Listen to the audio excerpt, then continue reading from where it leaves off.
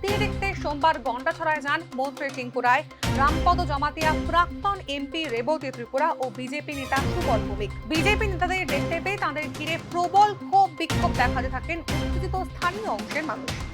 নিজেদের নিরাপত্তাহীনতা নিয়ে সরকারি উদাসীনতার অভিযোগ তুলে বিক্ষোভ দেখান তারা। এক পর্যায়ে বিজেপি নেতাদের ঘিরে শুরু হয় রীতিমতো ধাক্কাধাক্কি।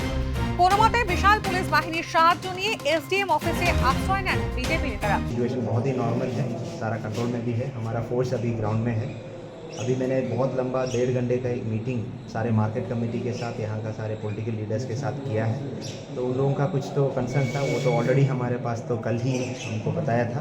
तो उसमें हमने डिसीजन लिया है, एक है कि कॉम्पनसेशन के बारे में, और उसका पूरा असेसमेंट हमने कंप्लीट किया है, प्रपोजल भी भेजा, और जितने भी जिसका डैमेजेस हुआ है उसका कॉम्पनसेशन जल्द से जल्द हम दिया जाएगा। हमारा कैंप में कुछ लोग रहते हैं और उसको शेल्टर में दिया गया है, उसका पूरा खाना पीना और जाकी सब कुछ हम एडमिनिस्ट्रेशन से दे रहा हूँ।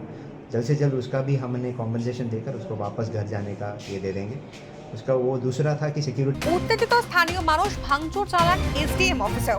পরিস্থিতি শান্ত করতে আপ্রাণ চেষ্টা করেন পুলিশ কর্তারা। তবে পুলিশ চেষ্টার মধ্যেও আরো অশান্ত হয়ে ওঠে পরিস্থিতি।